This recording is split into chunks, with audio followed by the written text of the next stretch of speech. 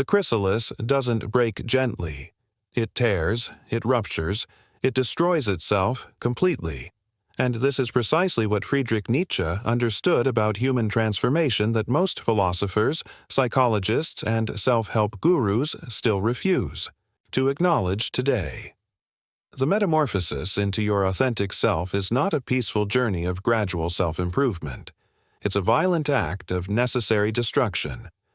One must still have chaos in oneself to give birth to a dancing star, Nietzsche wrote, not as poetic metaphor but as a surgical diagnosis of what true transformation demands. You were taught that becoming is gentle, that self-discovery feels like revelation, like clarity dawning on a foggy morning. But Nietzsche saw through this comfortable lie with merciless clarity. His philosophy doesn't offer comfort. It offers liberation through confrontation with the harshest truths about existence. Modern culture has sanitized the process of becoming. It sells transformation as something achievable through positive affirmations, vision boards, and comfortable introspection. Instagram philosophers quote Nietzsche's words about creating yourself while carefully omitting his warnings about the necessary suffering this creation entails.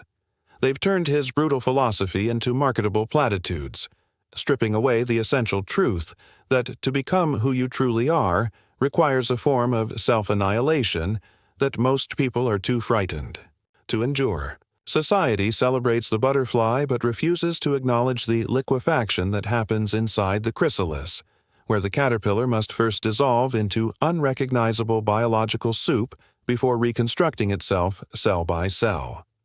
This sanitized version of transformation isn't just misleading, it's crippling.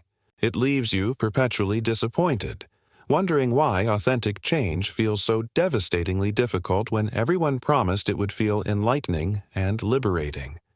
You've felt this disconnect already, haven't you? Those moments when you attempted to transform your life, to shed old patterns, to become more authentic, only to find yourself ambushed by unexpected grief, disorientation, and a terrifying sense that you're losing yourself rather than finding yourself. You followed the prescribed steps toward self-actualization, yet instead of clarity, you found confusion. Instead of peace, you found conflict.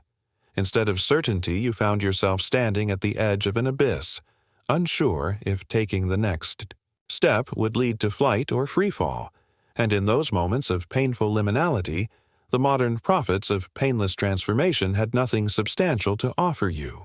Their platitudes crumbled against the concrete wall of your actual experience, leaving you to wonder if you were doing something wrong, if perhaps you were simply not cut out for transformation, if authenticity was a luxury reserved for others, with stronger constitutions or clearer visions of themselves. What if the very discomfort you're trying to escape is precisely the transformation you're seeking? What if the pain isn't a sign that you're failing at becoming yourself, but rather the necessary fire through which your authentic self must pass to be forged? What if Nietzsche's final and most uncomfortable lesson is that the degree of your transformation is directly proportional to the suffering you're willing to endure?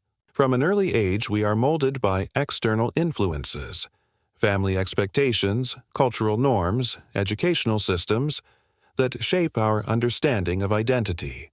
These forces, though often well-intentioned, impose limitations that obscure our genuine self. Nietzsche challenges us to question these imposed identities, to peel away the layers of conformity that have accumulated over a lifetime.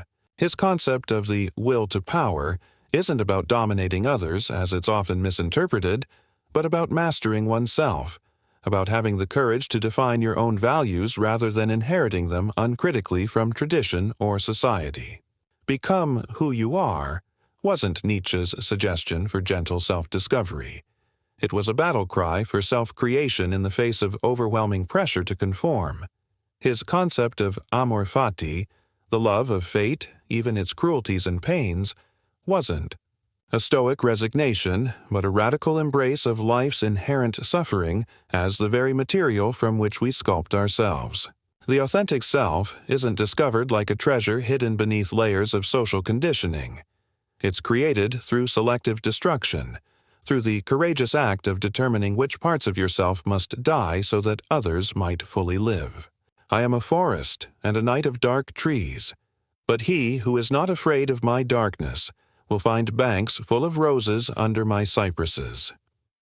Nietzsche wasn't suggesting that beneath your darkness lies some pre-existing authentic self waiting to be uncovered. He was stating that only by fully inhabiting your darkness, by becoming intimate with your suffering, can you create something beautiful from it. The roses grow because of the darkness, not despite it. Consider Nietzsche's own life. A man plagued by illness, rejection, and eventually mental collapse. Yet from this suffering emerged philosophical insights that would fundamentally reshape Western thought. Or look to Vincent van Gogh, whose mental anguish was inseparable from his artistic genius. The Japanese practice of kintsugi, repairing broken pottery with gold, doesn't hide the breakage but highlights it, transforming destruction into the most valuable part of the object. These aren't just inspirational stories. They're demonstrations of Nietzsche's principle that creation and destruction are not opposites, but partners in the dance of becoming. The greatest transformations in history, both personal and cultural, have emerged not from comfort but from crisis, not from stability but from rupture. The Renaissance followed the Black Death. Enlightenment followed religious wars. Personal rebirth follows the death of outdated identities. This pattern isn't coincidental, it's causal. This principle operates everywhere once you have eyes to see it. The entrepreneur who finally builds something meaningful after a devastating failure. The relationship that reaches profound intimacy only after surviving a betrayal. The artist who creates their masterwork after a period of debilitating doubt. Even at the biological level, your muscles grow only through the micro-tiers of resistance training. Your immune system strengthens only through exposure to pathogens. Your brain develops only by struggling with difficult problems. Nature itself demonstrates that growth and comfort are mutually exclusive states, yet we continue to pursue personal transformation while simultaneously avoiding the discomfort that makes it possible. We want the strength without the struggle, the clarity without the confusion, the rebirth without the death it necessitates. And this fundamental contradiction, this desire for transformation without its necessary pain, is the very thing keeping you trapped in cycles of superficial change that never quite reach the core of who you might become. The most terrifying aspect of authentic transformation isn't the pain itself, it's the uncertainty that accompanies it. When you begin dismantling the structures of your current identity, there's no guarantee of what will replace them. You stand in a liminal space between who you were and who you might become, with no map, no timeline, and no assurance of success. This is why most people abandon the journey of becoming, not because the pain is too great, but because the uncertainty is too terrifying. They retreat to familiar suffering rather than face unfamiliar possibilities. They choose the security of their existing limitations over the vertigo of potential freedom. Nietzsche understood this when he wrote, "The snake which cannot cast its skin has to die. As well the minds which are prevented from changing their opinions, they cease to be mind." The death he speaks of isn't physical but existential, a living death of unrealized potential, of authenticity sacrificed at the altar of comfort. And perhaps you felt this death already, in those quiet moments when you glimpse what you might become if only you had the courage to endure the necessary destruction of what you currently are. To confront this void is to confront the essence of your being, to engage with the raw, unfiltered core of your identity. This confrontation demands introspection, a willingness to face the parts of yourself you often hide from. Nietzsche's concept of the Übermensch, or Overman, serves as an ideal, a figure who transcends societal constraints to forge their own path. However, reaching this state of self-overcoming requires embracing the pain of self-discovery. Each step forward is met with resistance, both from within and without. The world often resists change, clinging to the familiar, the predictable. Yet those who dare to break free from these chains must accept the solitude that accompanies such boldness. In solitude, we find the space to reflect, to listen to the inner voice that has been silenced by the noise of conformity. Nietzsche teaches us that this solitude is not a curse, but a crucible for transformation. It is in these moments of quiet reflection that we begin to discern the contours of our true self. Modern psychology has finally caught up to what Nietzsche intuited, the phenomenon now called post-traumatic growth, where individuals experience profound positive psychological changes following periods of significant suffering and disorientation. Researchers like Richard Tedeschi and Lawrence Calhoun have documented how trauma can shatter one's fundamental assumptions about oneself and the world, forcing a reconstruction that often results in greater psychological strength, deeper relationships, and more authentic engagement with life. Similarly, Carl Jung's concept of individuation, becoming who you truly are, requires confrontation with the shadow, those disowned parts of yourself too painful or frightening to acknowledge. This isn't just theoretical. Studies of life-altering growth consistently show that transformation rarely occurs during periods of comfort and stability. The brain literally requires disorientation and challenge to forge new neural pathways. Your nervous system must be pushed beyond homeostasis to evolve. The psychological mechanisms underlying authentic change demand a form of controlled crisis, a voluntary engagement with precisely the discomfort most self-improvement philosophies encourage you to avoid. So how does one practically apply Nietzsche's insight that what doesn't kill me makes me stronger without being destroyed in the process? The key lies in voluntary confrontation rather than passive suffering. Begin by identifying the conversations you're avoiding, the emotions you're suppressing, the truths about yourself you refuse to acknowledge. These points of avoidance mark the exact locations where your potential for transformation lies dormant. Next, practice what psychologists call controlled exposure, deliberately engaging with these difficult realities in measured doses rather than being ambushed by them unexpectedly. Keep a philosophical journal where you question your most cherished beliefs about yourself, asking what evidence supports them and what might be possible if you release them. Develop a meditation practice focused not on achieving peace, but on sitting with discomfort without escaping into distraction. Cultivate relationships with those who will challenge rather than merely support you, who love you enough to question your self-imposed limitations. Most importantly, learn to recognize the distinctive discomfort of authentic growth, that simultaneous feeling of loss and expansion, of dying and becoming, and train yourself to move toward this specific type of pain rather than away from it. This isn't masochism. It's strategic suffering in service of your evolution. Another powerful technique is dissociating from emotion before you decide. When something hits you, imagine that you're watching the situation like a movie. Step out of the role of protagonist and become the director. This simple change of perspective increases your clarity. It reduces the biological effect of emotion. It gives you precious seconds to think. And in environments of conflict or manipulation, these seconds are worth more than gold. It is the time needed for you to choose the most advantageous response, and not the most impulsive one.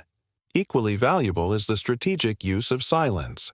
The wise person rarely talks too much because each extra word is a variable to be exploited. When you respond with silence, you force the other person to reveal themselves. The tension grows.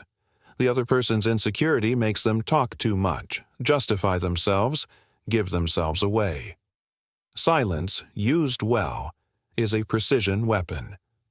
It shows self-mastery, causes reflection, and commands respect, all without you having to raise your voice. Finally, there is the most underrated weapon of emotional resilience, the internal narrative composition. What do you tell yourself in critical moments? If you say, "This is unfair, this is cruel, this is a betrayal," you place yourself as the victim. If you say, "This was predictable, this is a test, this is an opportunity," you reposition yourself as a creator. And this internal monologue changes your posture, your energy, your ability to act with lucidity. As you contemplate this more demanding path to authenticity, you might feel both drawn to its promise and hesitant about its cost. This ambivalence itself is worth examining. What would your life look like if you stopped seeking transformation? That feels good, and instead pursued transformation that feels true. What parts of your current identity are you willing to sacrifice on the altar of becoming? What suffering are you willing to embrace not merely as an unfortunate side effect of growth but as its essential catalyst? These aren't questions with universal answers. They're invitations to a more honest dialogue with yourself about what authenticity actually requires. And perhaps in that dialogue, you'll discover that you're stronger than you've allowed yourself to believe, more capable of enduring the necessary pain of becoming than your fear has permitted you to see. The ancient alchemists understood what we've forgotten, that transformation requires fire. They didn't speak of gentle heating, but of calcination, of burning away the non-essential until only the purest essence remains. Nietzsche's final lesson echoes this alchemical wisdom. The authentic self isn't discovered but created through a process that necessarily involves suffering. This isn't a comfortable philosophy for a comfort-obsessed age. It offers no shortcuts, no painless protocols, no guarantee that what emerges from your personal crucible will match your expectations. But it offers something far more valuable: the possibility of genuine transformation rather than its comforting counterfeit. To become who you truly are is to embrace this pain, to accept that suffering is an integral part of the human experience. Nietzsche's final lesson is one of empowerment. For in acknowledging our suffering, we reclaim our power. We learn to see beyond the superficial, to value the depth that comes from introspection. We realize that true freedom lies in self-mastery, in the ability to define ourselves on our own terms. This journey is not linear. It is a spiral, a continuous process of shedding and renewal. Each iteration brings us closer to our essence, yet the journey is never complete. There is always more to discover, more to understand. In this perpetual state of becoming, we find purpose. The pain of becoming who you really are isn't a bug in the process of transformation. It's the feature that makes transformation possible. And perhaps true wisdom begins with this recognition, that the very discomfort you've been taught to avoid is precisely the fire you need to seek out, to step into voluntarily, to surrender to with your eyes wide open. Because only through that fire can you be forged into something more authentic, more resilient, and ultimately more alive than you ever thought possible